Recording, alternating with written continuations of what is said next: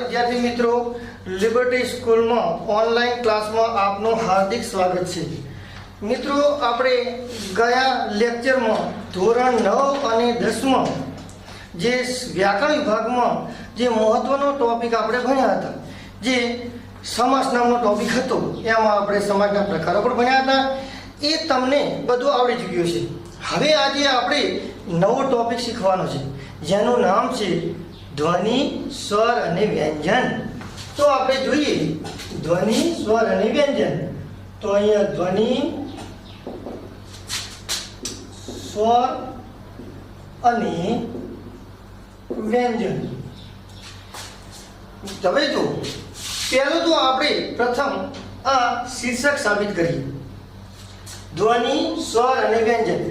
हवे आ ध्वनि, स्वर अने व्यंजन टॉपिक धोरण 9 में पण पूछाय छे અને ધોરણ 10 માં પણ આવે છે, જે આપણે પરીક્ષામાં દરેક પરીક્ષામાં આવે ફરજિયાત।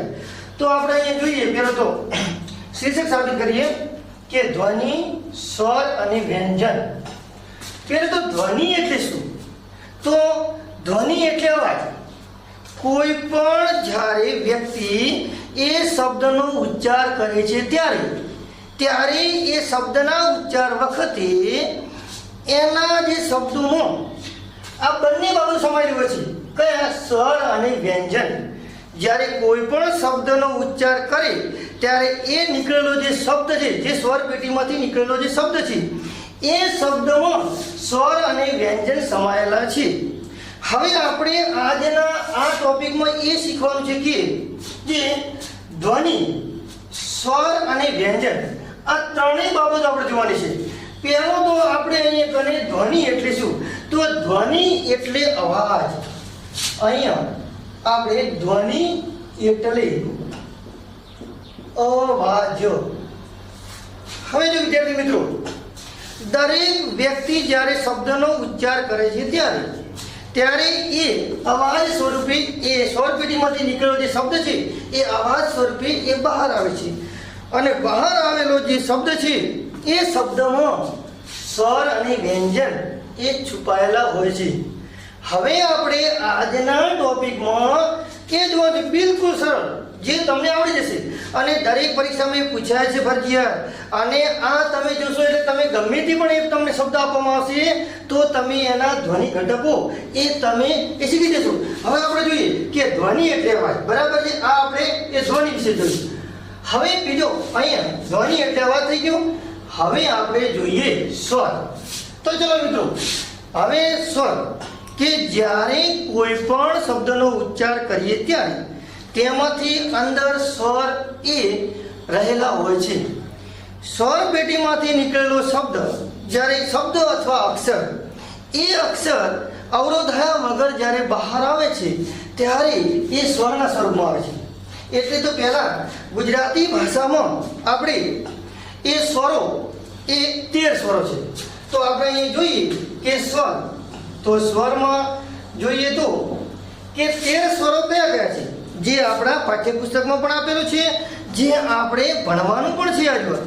તો આપણે આ સ્વરમાં જોઈએ તો પેલો અ, આ, પછી અહીંયા રસ્વઈ, અહીંયા દીર્ઘઈ, અહીંયા રસ્વઉ, દીર્ઘઉ, પછી આપણે જોઈએ તો એ, પછી જોઈએ તો ఐ, પછી જોઈએ તો ઓ, પછી ઔ, પછી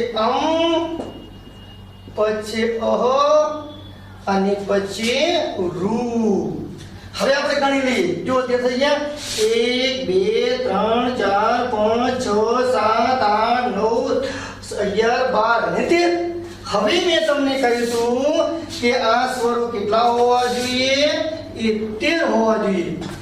હવે આ થયા સ્વર।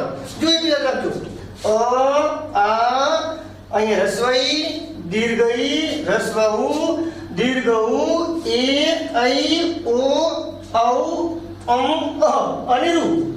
હવે જો આ આપણે 13 સ્વરો એ ભણવાના છે। તો આપણે આ 13 સ્વરોને હવે આ થયા સ્વર, બરાબર છે? એવી જ રીતે વ્યંજન। અહીંયા આપણે બીજો શબ્દ છે વ્યંજન। તો અહીંયા આપણે જોઈએ ગુજરાતી ભાષામાં જે વ્યંજન છે. હવે જો ગુજરાતી ભાષામાં કુલ 34 વ્યંજનો છે. તો અહીંયા કને આ વ્યંજનો સંખ્યા કઈ છે? તો આપણે જોઈએ છે ક ખ ગ ઘ ચ આમ કરીને એ 34 વ્યંજનો છે. આ કેટલા વ્યંજનો છે જ્યારે આપણે કક્કો કહીએ છીએ. જ્યારે આપણે ધોરણ પ્રથમમાં ભણીએ પહેલા ધોરણમાં ત્યારે સૌ પ્રથમ આપણને આ વસ્તુ શીખડાવે, કક્કો શીખડાવે. અને એ કક્કો આપણે જેને આપણે કક્કો કહીએ છીએ અને આપણે ગુજરાતી ભાષામાં કક્કાને એ વ્યંજનો કહેવામાં આવે છે. એ અહીંયા જો પ્રથમ આપણે સ્વર કેટલા હતા? 13 સ્વર યાદ રાખજો. વ્યંજન 34 વ્યંજનો જે આપણે પહેલા ધોરણથી એ ભણતા આવ્યા છીએ. અને જ્યારે સ્વર અને વ્યંજન એ ભેગા થાય ત્યારે શબ્દ બની જાય. અને એ શબ્દ કેવી રીતે બને છે? એ શબ્દો બન્યા પછી હવે આપણે આ ટોપિકમાં એક શીખવા પછી જોજો. આ ટોપિકમાં આપણે જે ધોરણ 9 અને ધોરણ 10 માં આ ફરજિયાત ટોપિક પૂછાય અને આ આપણો 1 ગુણ રોકડિયા માર્ક્સ કહેવાય. જી તો અહીંયા મેં તમને કહી દીધું સ્વર અને વ્યંજન. આ સ્વરો આપણે 13 જોઈ લેવાના. આ આપણે વ્યંજન 34 વ્યંજન. હવે આપણે પરીક્ષામાં એવું પૂછવાનું છે કે ચલો ભાઈ અહીંયા આપણે જોયું ધ્વનિ, સ્વર અને વ્યંજન. અહીંયા આ ધ્વનિ એટલે અવાજ. એ જે અવાજમાંથી જે નીકળેલો જે શબ્દ છે એ સ્વર અને વ્યંજનના સ્વરૂપે એ બહાર આવે છે. બરાબર? તો પરીક્ષામાં આપણે પૂછવાનું છે કે નીચેના શબ્દો છે એ શબ્દના ધ્વનિ શ્રેણી ઘટકો એ જુદા પાડો. તો હવે આપણે એવા શબ્દોને લેવાના છે અને એ શબ્દોને આધીન આપણને એ ખબર પડી જશે. તો અહીંયા આપણે ઉદાહરણ તરીકે જોઈએ કે પ્રથમ શબ્દ આપણે જોઈએ તો ગાયત્રી. હવે આ ગાયત્રી શબ્દ છે જોજો. તો આપણે અહીંયા આના ધ્વનિ ઘટકો એટલે કે સ્વર અને વ્યંજન છૂટા પાડવાના છે. બહુ ધ્યાન રાખજો, બિલકુલ ઈઝી છે, તમને આવડી જશે. અને આ આપણો 1 ગુણ જવો ના જોઈએ ક્યાંયથી. તો અહીંયા જો મેં તમને કહ્યું હવે એક શબ્દ છે કે સ્વર પેટીમાંથી ઉચ્ચારેલો જે શબ્દ ગાયત્રી નામનો, હવે એના આપણે જે ધ્વનિ ઘટકો જુદા પાડવાના છે. તો અહીંયા આપણે જોઈએ કે જે પ્રથમ છે એ શું છે? ગા. તો ચલો ગા. હવે ગા શબ્દ, ગા અક્ષર છે જો એ જે ગા એ અક્ષર છે અહીંયા અને ગાયત્રી એ શબ્દ બની ગયો જોજો પાછું. હવે ગા, તો ગાને આપણે અહીંયા જે અલગ કરી, આ ગા જે અક્ષર છે એના અંદર સ્વર અને વ્યંજન એ छिपाયેલા છે, એ સંકળાયેલા છે. તો જોઈએ તો ગાને આપણે જુદો પાડીએ તો અહીંયા ગ ખોડો પ્લસ આ. જો ગ ખોડો શા માટે? કારણ કે જ્યારે વ્યંજનમાંથી સ્વર છૂટો પડી જાય ત્યારે એ વ્યંજન એ ખોડો થઈ જાય, એટલે લંગડો બની જાય. બરાબર છે? અને એ લંગડો બને ત્યારે એને અહીંયા ખોડો તરીકે એ ઓળખવામાં આવે છે, જે આપણે આ ચિહ્ન દ્વારા દર્શાવવામાં આવેલું છે. તો અહીંયા જો ગા એટલે અહીંયા ગ પ્લસ આ એટલે ગા થઈ ગયો અક્ષર. આપણે પણ ઉચ્ચારણથી ખબર પડી જાય કારણ કે ગ પ્લસ આ બરાબર ગા થાય. એવી રીતે આપણે બીજો અક્ષર જોઈએ ય. હવે ય છે, ચલો આપણે આમાં તો ખબર હતી કે ગામાં કે ગ પ્લસ આ થાય એટલે ગા થાય, બરાબર? હવે ય, તો તમે જ્યારે ઉચ્ચાર કરો ને તો ય હંમેશા એટલું યાદ રાખવાનું કે વ્યંજન હોય, વ્યંજન એ વ્યંજનની સાથે સ્વર એ જોડાયેલો હોય. કોઈ દિવસ વ્યંજનની સાથે સ્વર ન હોય એવું બને નહીં, કારણ કે દરેક વ્યંજનમાં હંમેશા સ્વર રહેલો હોય છે અને સ્વરમાં કોઈ દિવસ વ્યંજન ના હોય, એ એકલો સ્વર જ હોય. હમણાં આપણે આગળ ઉદાહરણ દેખશું એટલે ખબર પડી જશે. તો અહીંયા આપણે ય જોઈએ તો ય તમે ઉચ્ચાર કરો તો ય અને અ એ વંચાઈ જુદું અંદર જ્યારે ઉચ્ચાર કરી તો ય ને આપણે જે જુદો પાડીએ તો ય ખોડો પ્લસ અ. હવે જો અહીંયા ય પ્લસ અ થાય ત્યારબાદ ય થાય. રેડી? તો આ ય કેમ? જો અહીંયા આ એક વ્યંજન હતું અને વ્યંજનની અંદરથી સ્વરને જુદો પાડ્યો છે, એટલે જુદો પાડેલો છે. અહીંયા સ્વર છે એ આવી ગયો, આ ય અહીંયા ખોડો થઈ ગયો. કેમ કે આને જે સાથ આપનાર હતો. એવી રીતે આપણે હવે આ અક્ષર જોઈએ ત્રી. અહીંયા ત્રી. હા, હવે જો પહેલો તો જે અક્ષરનું ઉચ્ચારણ કરવાનું, અને ઉચ્ચારણ કરતી વખતે ખબર પડી જાય કે ઉચ્ચારણમાં કયા કયા અક્ષરો જોડાયેલા છે. હવે આપણે જેવી રીતે ગામાં જોયું તો ગ પ્લસ આ એ જોયું, યમાં જોયું તો ય એટલે ય પ્લસ અ થઈ ગયું. હવે ત્રી તમે ઉચ્ચારણ કરી ખબર પડી જાય તો ત્રીમાં શું થાય?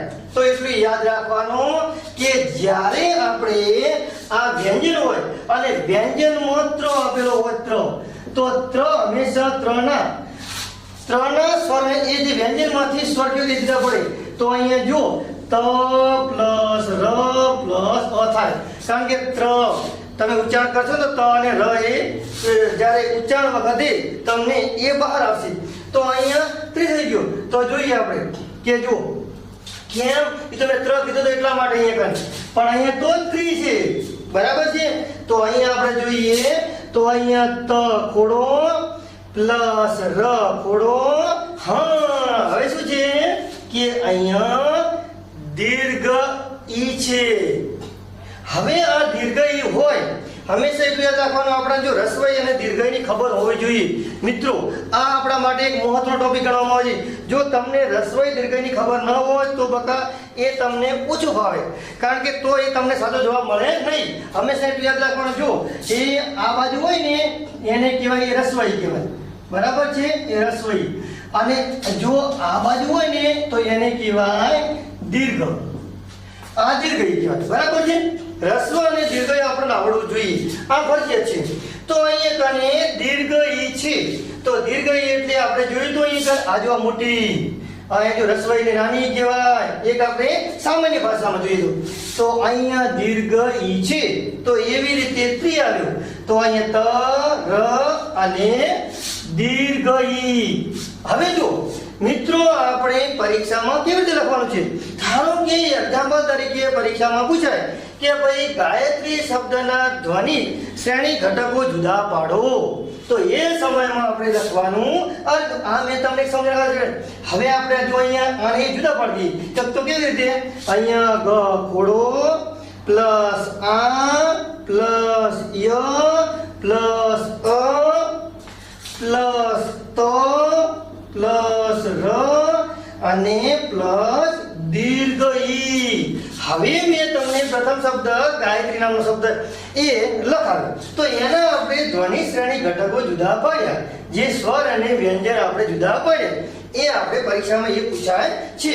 તો હવે આપણે એને જોયું તો અહીંયા કને જે રીતે જો ગ પ્લસ આ ય પ્લસ અ પ્લસ ત પ્લસ ર અને પ્લસ દીર્ઘઈ.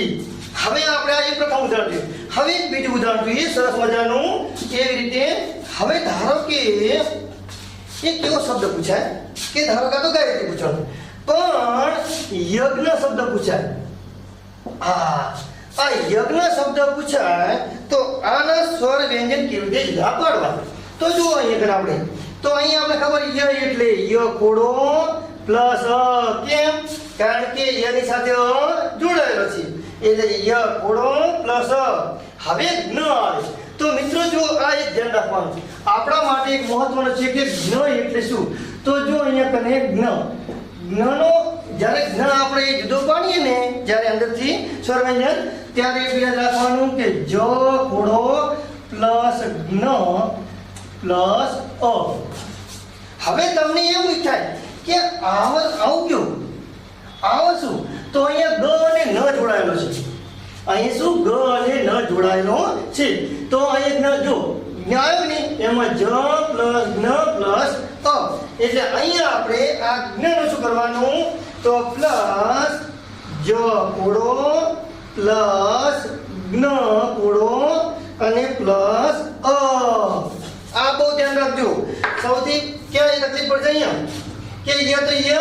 હવે આ જ્ઞ અક્ષર છે એના સ્વર અને વ્યંજન કેવી રીતે જુદા પડે છે? તો અહીંયા જ પ્લસ જ્ઞ આવો જ્યારે અક્ષર આવે ત્યારે સમજી જવાનું કે આ ગ અને જ્ઞ જોડાયેલો છે અને પ્લસ અ. હવે આપણે બીજો શબ્દ આવે અને શું જોઈએ આપણે? શ્રવણ. શ્રવણ જોજો એ ત પણ ગુણ ન જવો જોઈએ આપણો એ રોકડી માસ કહેવાય વ્યાકરણ ભાષામાં ગુજરાતી વ્યાકરણમાં મહત્વના ટોપિકમાંથી આ પ્રથમ જે આપણે પ્રથમ પરીક્ષામાં પૂછાય છે, બીજી પરીક્ષામાં પૂછાય છે, ત્રણ પરીક્ષામાં પૂછાય. તો અહીંયા શ્રવણ, હવે આ શ્રવણ નામનો શબ્દ છે. તો એ શ્રવણ નામના શબ્દમાં આપણે એના સ્વર અને વ્યંજન એ છૂટા પાડીએ. તો અહીંયા શ્રવણ. હવે આવું અમે શરૂ કરવાનું. હંમેશા એટલું યાદ રાખવાનું કે આ શ્ર જે અક્ષર છે એનો જ્યારે છૂટા પાડીએ એટલે શું થાય? આ સ શરણાઈનો સ કહેવાય, પછી અહીંયા ર કહેવાય અને પછી જો શ્ર છે ને પેલો આપણે ઉચ્ચાર કરશે ને અક્ષરનો તો આ ત્રણ આવશે. શ્ર એટલે જો આ શરણાઈનો સ, પછી ર અંદર એક ઉચ્ચાર થશે, ર એટલે ર અને પછી અ. તો અહીંયા શ્રવણ શબ્દ આપણે એ લખ્યો છે. હવે એને આપણે તો એને જુદો પડી શ્ર એટલે અહીંયા જો શરણાઈનો સ ખોડો કરવો પડે, કારણ કે ખબર છે ને સ્વર અને વ્યંજન એ જુદા પડવાના છે એટલા માટે. અહીંયા ર ખોડો પ્લસ અ. હવે આપણે જોઈએ તો અહીંયા જો એની પછી શ્ર છે. હવે વ પ્લસ વ ખોડો પ્લસ અ અણ. તો અહીંયા કરે અણ ખોડો પ્લસ અ. હવે જોજો અહીં કે શ્રવણ શબ્દ મેં લખ્યો બરાબર છે. હવે શ્રવણ શબ્દમાં અક્ષર આવ્યો તો આપણો થયો સ ખોડો બરાબર છે. આ શ્ર અક્ષરનું યાદ રાખવાનું કે શ્ર અક્ષરના જ્યારે આપણે અક્ષરો જુદા પાડીશું ત્યારે આ શરણાઈનો સ પછી ર અને અ થાય બરાબર છે. જેવી રીતે આપણે ત્રણમાં જોયું તો જ્ઞમાં જોયું તો એમાં. હવે અહીંયા શ્રમાં જોયું સ ખોડો પ્લસ ર ખોડો પ્લસ અ. એવી રીતે વ એટલે વ ખોડો પ્લસ અ. હવે અણ ખોડો પ્લસ અ. હવે અહીંયા શ્રવણ શબ્દ થઈ ગયો. તો શ્રવણ શબ્દના આપણે સ્વર અને વ્યંજન જુદા પડે. જો મિત્રો આવડી જવા જોઈએ આ આપણને બિલકુલ સરળ રીતમાં આવડવા જોઈએ. આપણે ફરજિયાત સ ખોડો પ્લસ ર ખોડો પ્લસ અ અને પ્લસ વ ખોડો પ્લસ અ પ્લસ જો અણ ખોડો પ્લસ અ. હવે એવી જ રીતે એક બીજો શબ્દ છે ક્ષમા. જોજો ક્ષમા. હવે આ જે ક્ષમા નામનો જે શબ્દ છે એ ક્ષમા નામના શબ્દમાં આપણે જોઈએ તો અહીં ક્ષ આવ્યો. જોજો હવે આ જે ક્ષ આવ્યો છે તો પહેલો તો આપણે ક્ષ અક્ષરના એ જે વ્યંજન શું થાય તો આપણે જોઈએ. અહીંયા મેં તમને કહ્યું હતું કે ક્ષ. જો ક્ષમાં એટલું યાદ રાખવાનું કે ક ખોડો પ્લસ સ ખોડો પ્લસ અ થાય. હવે આપણે અહીંયા કને ક્ષમા નામનો શબ્દ છે. તો ક્ષમા નામના શબ્દને આપણે અંદરથી સ્વર અને વ્યંજન જુદા પાડીએ. તો અહીંયા ક ખોડો પ્લસ ષટકોણનો સ ખોડો પ્લસ અ પ્લસ મ ખોડો પ્લસ આ. હવે જો ક્ષમા નામનો શબ્દ જો આ પરીક્ષામાં વારે ઘડી પૂછાય છે એટલે મિત્રો ધ્યાન રાખજો. અને આપણા માટે આ મહત્વનો ટોપિક છે. આમાંથી એક ગુણ આપણો જવો ના જોઈએ. જો ધોરણ 10 ની બોર્ડની પરીક્ષામાં પૂછાય છે, ધોરણ 9 માં પણ આવે છે. આપણે 9 અને 10 નું એ ભેગું વ્યાકરણ લઈએ છીએ કે જેના કારણે તમને પરીક્ષામાં આ બધું આવડી જાય. જો ક્ષમામાં ક ખોડો પ્લસ સ ખોડો પ્લસ અ અને માં તો મ ખોડો પ્લસ આ. હવે એક વસ્તુ યાદ રાખવાનું કે અહીંયા કને મેં તમને કહ્યું હતું જે મુખ્ય બાબત યાદ રાખવાનું. અહીંયા ત્ર હતો ને, ત્ર એટલે ત પ્લસ ર પ્લસ ઈ એટલે ઈ જે ત્રી થઈ ગયું. અને જ્ઞ યાદ રાખવાનું કે જ પ્લસ જ્ઞ પ્લસ અ આ યાદ રાખવાનું. અને સ માં શું આવે આ જે સ શરણાઈનો ર ખોડો પ્લસ અ યાદ રાખવાનું. અને ક્ષમામાં તો ક્ષમામાં યાદ રાખવાનું ક ખોડો પ્લસ સ ખોડો ષટકોણનો ને પ્લસ અ. એટલે મહત્વની બાબત આ છે. હવે આપણે બીજા મિત્રો આના વગરના ઉદાહરણો જોઈએ. આપણે તો એક બીજું ઉદાહરણ જોઈએ.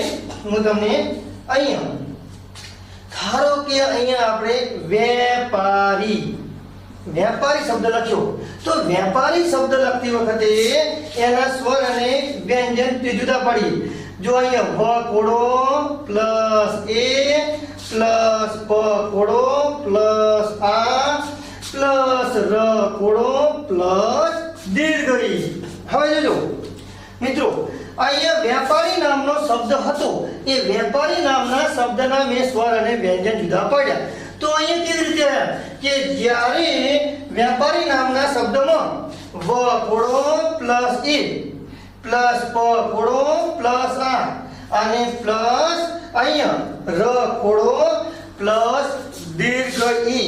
હવે જોજો આ ઈ આવે ને, અહીંયા જુઓ અહીંયા આપણો જે સ્વર હતો ને આ એ છે ને, તો અહીંયા વ ની સાથે એ જોડાયેલો છે એટલે બે થઈ ગયો. અહીંયા પ ની સાથે આ જોડાયેલો છે એટલે પા થઈ ગયો. અને ર, આ ર ની સાથે દીર્ઘ ઈ જોડાયેલી છે.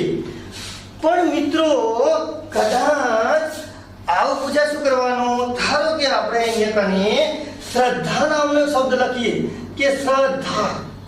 હવે જોજો આ શ્રદ્ધા નામના શબ્દમાં ધ્યાન રાખ્યું, અહીંયા શ્ર તો આપણે ખબર જ છે કે શું આવે, શરણાઈનો સ પ્લસ ર પ્લસ અ. અહીંયા શ્રવણ શબ્દ જોયું આપણે. એવી રીતે શ્રદ્ધા શબ્દનો ઉચ્ચાર કરતી વખતે એમાં કયા કયા અક્ષરો આવેલા છે એ ઉચ્ચાર કરતી વખતે તમને ખબર પડી જશે. તો અહીંયા જો સ, શરણાઈનો સ ખોડો, ર ખોડો પ્લસ પ્લસ અહીંયા ધા. તો અહીંયા દ અને ધ એ જોડાયેલો છે એટલે દ ખોડો પ્લસ ધ ખોડો પ્લસ આ. જોજો હવે અહીંયા શ્રદ્ધા નામનો મેં શબ્દ લખ્યો હતો, તો શ્રદ્ધા નામના શબ્દના સ્વર અને વ્યંજન જુદા પડ્યા. તો સ ખોડો પ્લસ ર ખોડો પ્લસ અ પ્લસ દ પ્લસ ધ ખોડો અને આ. હવે આપણે યાદ રાખવાનું કે જો જ્યારે જોડાક્ષર હોય તો એના અંદર અક્ષરોને આપણે જુદા પાડવા જોઈએ. હવે આપણે એના વગરના બીજા થોડા ઘણા ઉદાહરણો લઈએ. આ તમને ખબર પડી ગઈ છે. એના વગર આપણે વધારે બીજા ઉદાહરણો લઈએ. તો જો આપણે આ ટોપિકમાંથી એક પણ ગુણ જવો ના જોઈએ. અને જ્યારે ધોરણ 10 ની બોર્ડની પરીક્ષા હોય કે અહીંયા શાળા કક્ષાએ પરીક્ષા હોય તો એ પરીક્ષામાં આપણે આ સ્વર અને વ્યંજન નામનો જે ટોપિક છે એનો એક પણ ગુણ જવો ના જોઈએ બકા, એ ધ્યાન રાખવાનું. હવે બીજું આપણે જોઈએ કે કદાચ આવું આપેલું હોય કે ધારો કે અમરાઈ વાડી, અમરાઈ વાડી, આવો એક શબ્દ લખેલો છે કે ભાઈ અમરાઈ વાડી, અમરાઈ વાડી. હવે આપણે આને શું કરવાનું, તો જો આના સ્વર અને વ્યંજન જુદા પાડવાના છે. તો આ સ્વર અને વ્યંજન જુદા પાડતી વખતે ધ્યાન રાખજો. તો અહીંયા હવે એક વસ્તુ યાદ રાખવાનું કે અ શું છે, એ સ્વર છે. સ્વરમાંથી સ્વર કોઈ દિવસ જુદો પડે નહીં, હંમેશા વ્યંજનમાંથી સ્વર જુદો પડે. આ તમારે યાદ રાખવાનું, મગજમાં જવું ના જો. પાછું તો અહીંયા આપણે પહેલો શું આપેલો છે, સ્વર આપેલો છે. તો સ્વર એ હંમેશા સ્વર જ આવે, એ ખોડો ના આવે કે કશું ના આવે, કારણ કે એ તો છે જ એમને. એટલે હંમેશા અ એ અ જ આવે. તો અહીંયા અ પ્લસ જો પછી મ આવ્યો, તો મ શું છે, એ એક વ્યંજન છે. તો વ્યંજનમાંથી સ્વર જુદો પડે તો આપણે વ્યંજનમાંથી સ્વર જુદો પાડવો જ પડે. તો આપણે મ ને પાડીએ તો મ ખોડો પ્લસ અ. જોજો અમ. હવે રા આવ્યો, એમાંય પણ વ્યંજન છે અને વ્યંજનમાંથી સ્વર જુદો પાડવો પડે. તો અહીંયા ર ખોડો પ્લસ આ. રેડી? હવે જો રા આવી ગયો. હવે અમરાઈ વાળી, ઈ શું છે, દીર્ઘઈ છે. તો એ શું છે, એ સ્વર છે. અને સ્વર હોય એટલે હંમેશા ક્યાં આવે, સ્વરનો સ્વર એમ જ આવે. એમાં એ સ્વરમાંથી સ્વર એ જુદો પડે નહીં. તો આપણે હવે જોઈએ તો પ્લસ દીર્ઘઈ. હજુ જો હવે અહીંયા વળ તો વાળ્યો છે તો પ્લસ વ ખોડો પ્લસ આ પ્લસ. હવે ડી આવ્યો તો ડ ખોડો પ્લસ દીર્ઘઈ. બરાબર? જો અહીંયા આપણે અમરાઈ વાડી, તો અહીંયા અ ખોડો, અહીંયા જો તો એનો હોય સોરી, કારણ કે સ્વર છે. પછી અહીંયા મ ની સાથે જોડાયેલા છે, મ ખોડો પ્લસ આ થઈ ગયો, પ્લસ ર ખોડો પ્લસ આ થઈ ગયો, રેડી અહીંયા જો દીર્ઘ ઈ પ્લસ વ પ્લસ આ પ્લસ ડ ખોડો પ્લસ દીર્ઘ ઈ. હવે મિત્રો આપણે જોઈએ તો એક બીજો સરસ મજાનો શબ્દ જોઈએ જે આમાં તો બનતા સુધી એ આપણી બોર્ડની પરીક્ષામાં પૂછાયેલો છે કે આધ્યાત્મિક આધ્યાત્મિક સરસ મજાનો શબ્દ છે.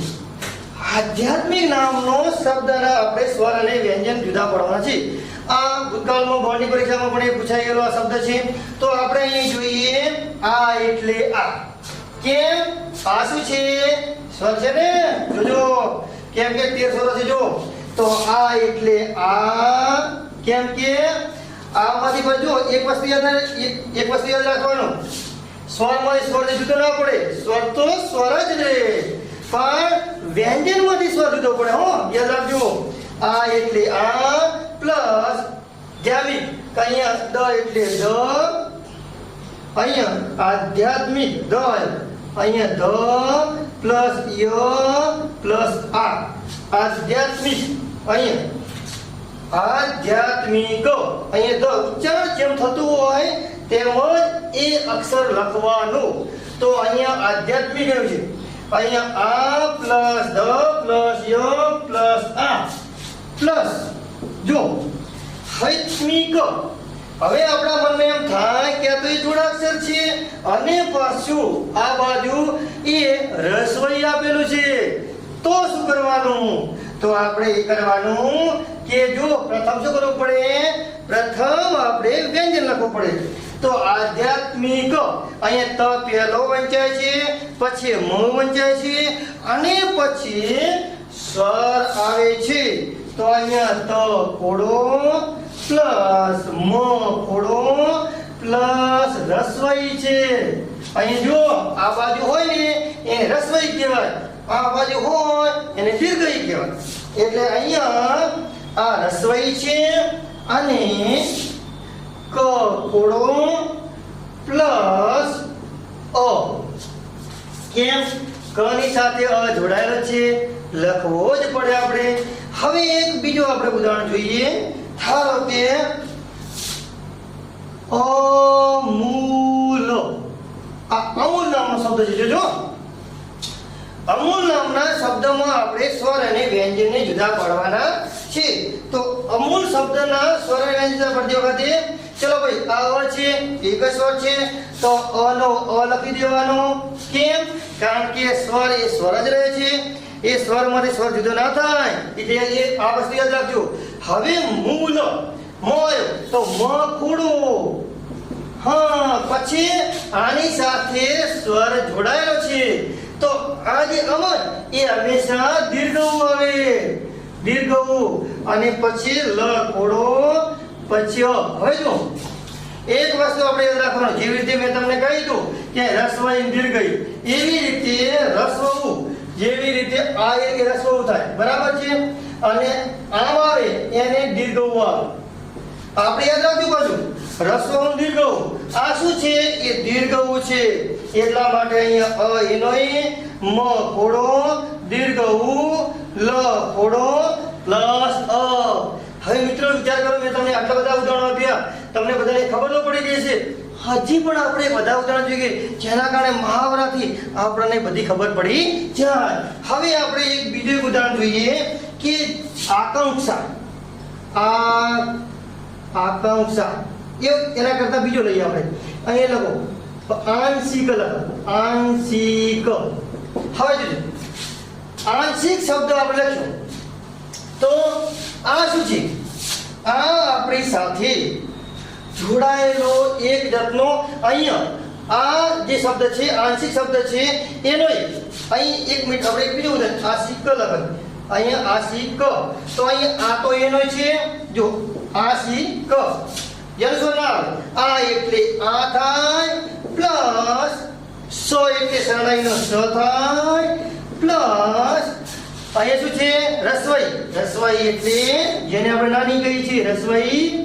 પછી ક, અહીંયા ક એટલે ખોડો ક અને પ્લસ અ. પણ આના વગર મિત્રો આપણે બીજું ઉદાહરણ જોઈએ કે જે તમને થોડી મૂંઝવણ ઉત્પન્ન થાય. કેવી રીતે?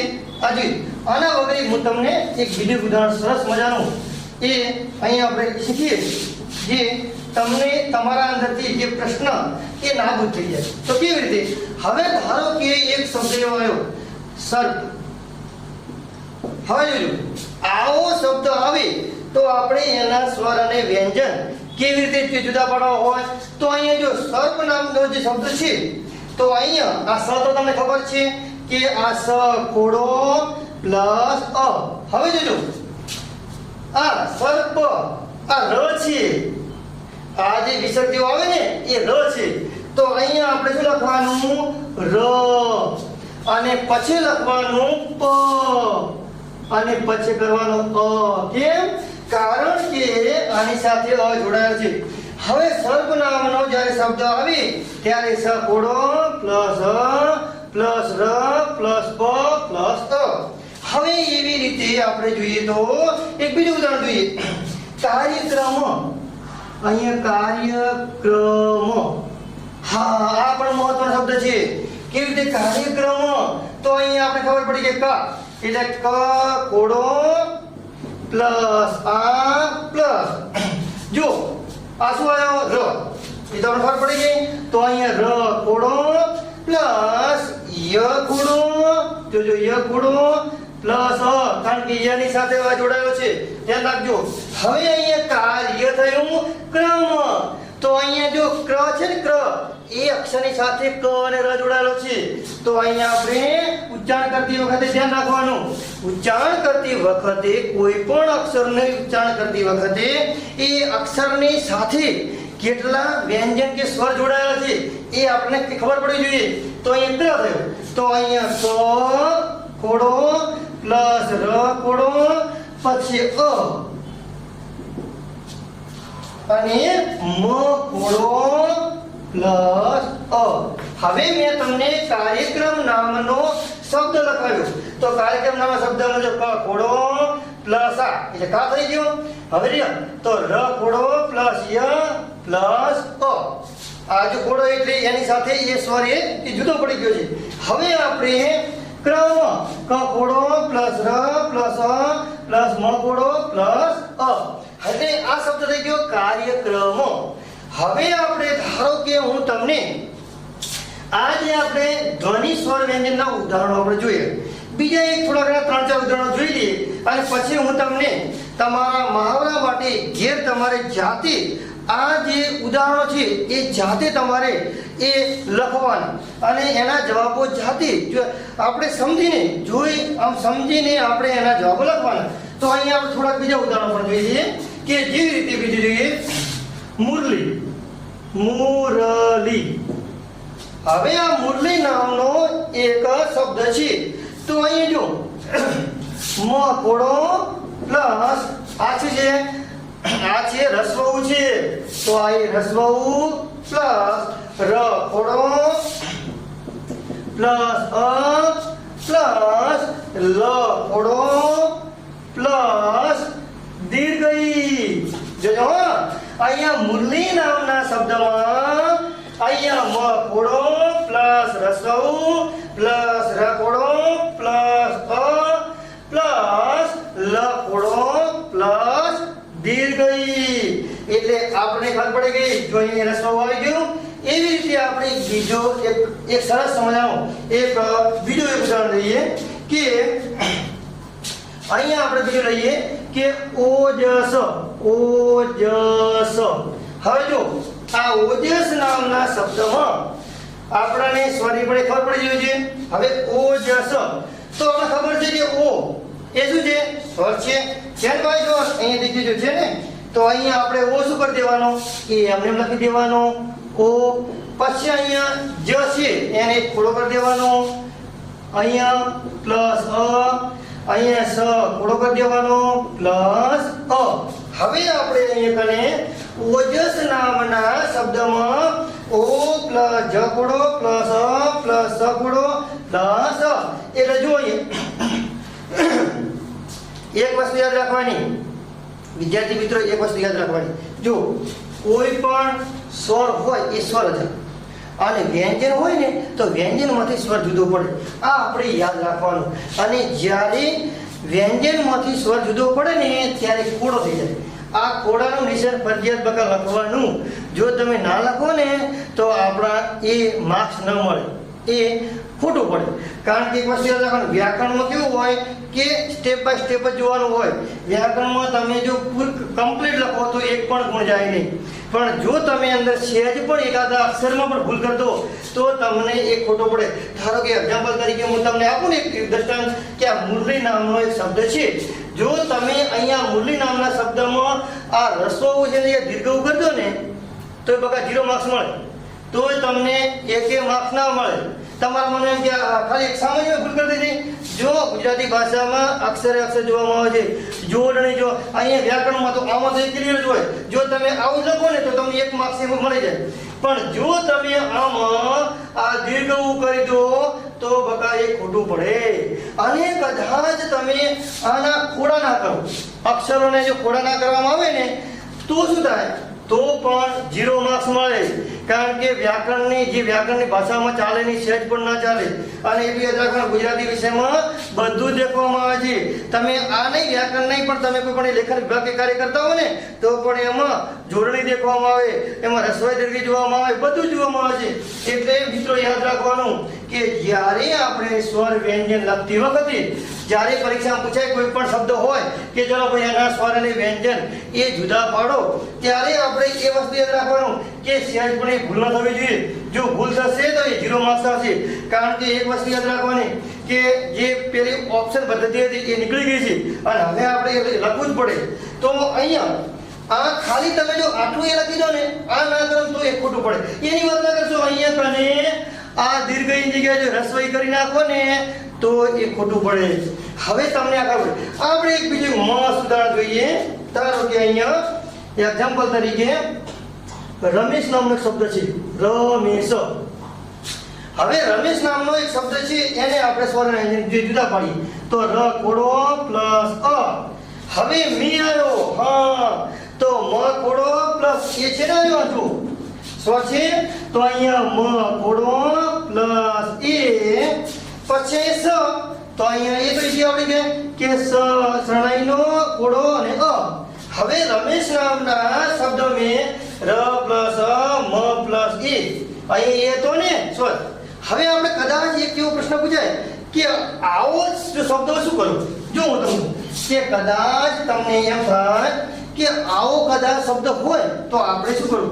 ઋષિ નામનો શબ્દ હોય તો શું કરવું? ઋષિ. હવે આપણે આ ઋષિ નામનો એક શબ્દ છે તો ઋષિમાં આપણે ખબર છે કે આ 13મો છે ને રૂ છે ને સ્વર. તો રૂ નો એ રૂ લખી દેવાનો. તો અહીંયા રૂ એ કોડો ના આવે, કશું ના આવે. કેમ? કારણ કે તો એ સ્વર છે.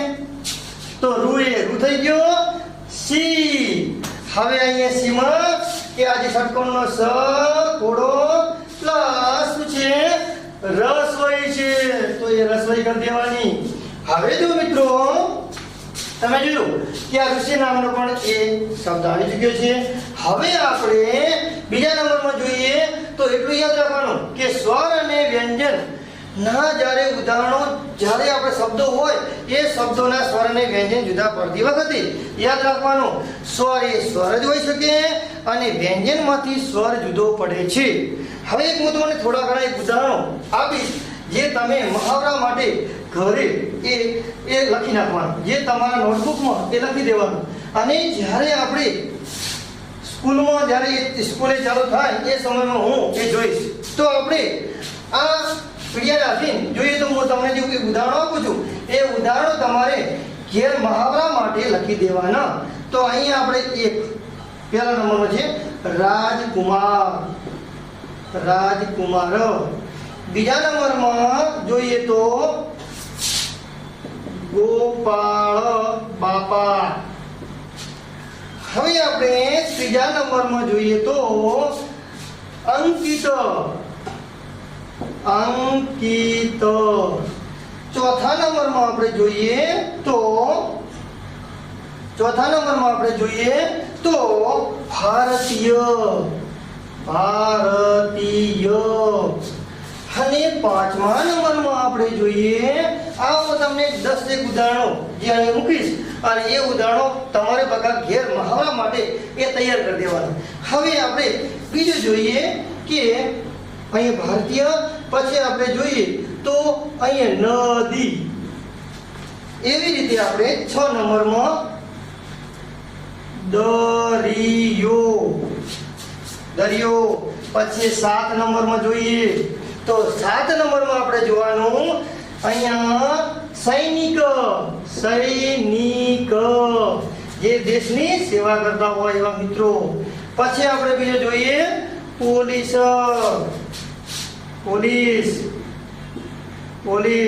પછી આપણે 9મા નંબરમાં જોઈએ તો અહીંયા 9મા નંબરમાં જોઈએ તો અહીંયા બીજા નંબરમાં ગૌરવ.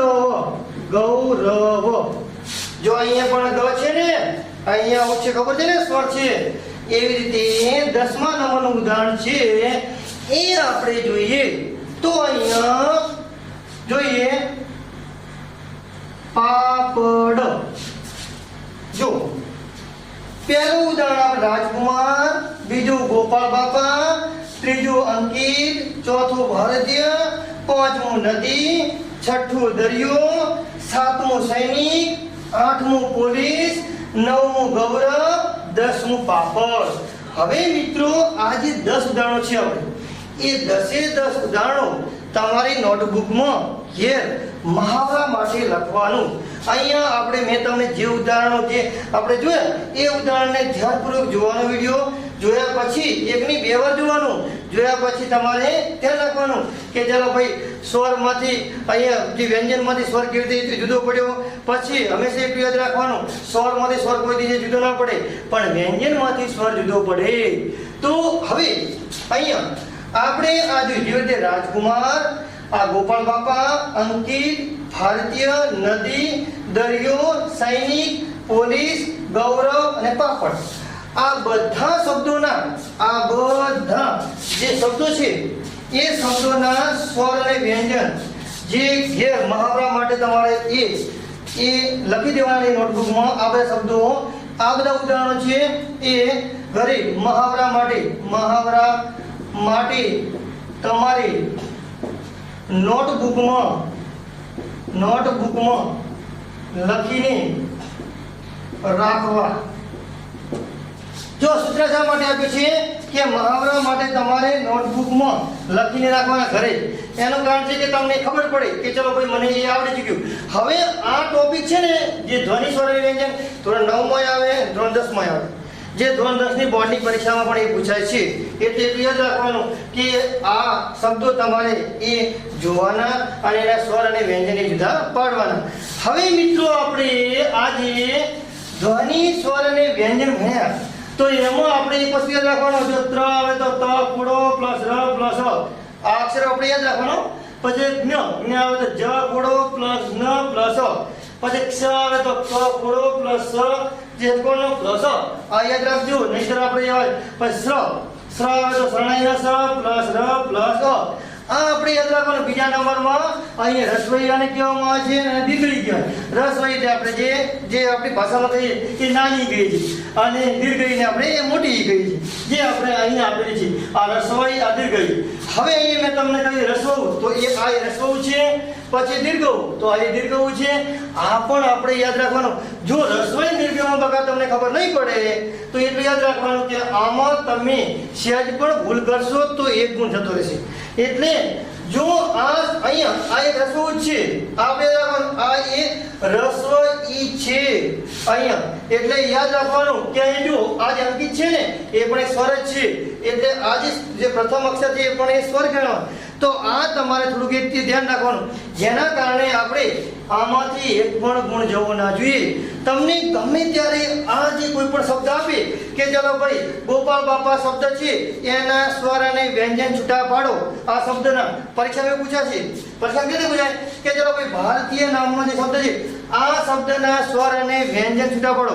અર્થાત ધ્વનિ શ્રેણી ઘટકો જુદા પાડો તો તમારે સીધો આ શબ્દના એ લખી અને ધ્વનિ શ્રેણી ઘટકો આપણે જુદા પાડી દેવાના. એટલે આમાંથી એક પણ ગુણ બગા જવો ના જોઈએ. આ ગુણ આપણા એ રોકડિયામાં છે. જો તમારે ધોરણ 9 ની કે ધોરણ 10 માં પ્રથમ જ્યારે પરીક્ષાની વ્યાકરણ વિભાગમાં આવશે, જે આપણો વ્યાકરણ વિભાગ એટલે સી વિભાગ કહેવાય, જે આપણા રોકડિયા માર્ક્સ કહેવાય, અને એમાંથી આપણો એક પણ ગુણ જવો ના જોઈએ, તો એમાં આ પહેલો પ્રશ્ન આવશે કે ચલો ભાઈ નીચેના જે આ શબ્દના ધ્વનિ જે શ્રેણીના ઘટકો એ જુદા પાડો, સ્વર અને વ્યંજન. તો આપણે યાદ રાખવાનું, આ મેં તમને જે 10 ઉદાહરણો એક ઘેર એ તમને એ નોટબુકમાં જે મહાવરા માટે જે શબ્દો આપ્યા છે, તો ઘેર એ પોતાની જાતે મહેનત કરી અને એ લખી દેજો. બરાબર છે. હવે આપણે આ વિડીયોમાં જોયું તો ધ્વનિ, સ્વર અને વ્યંજન, આ એક આપણો એ પહેલો ટોપિક એ પૂરો થયો. હવેના પછીના ટોપિકમાં જોશું તો સંજ્ઞા. સંજ્ઞા એટલે શું અને સંજ્ઞાના પ્રકારો એટલે શું એ હવે આપણે જોશું એ બીજા લેક્ચરમાં. નમસ્કાર.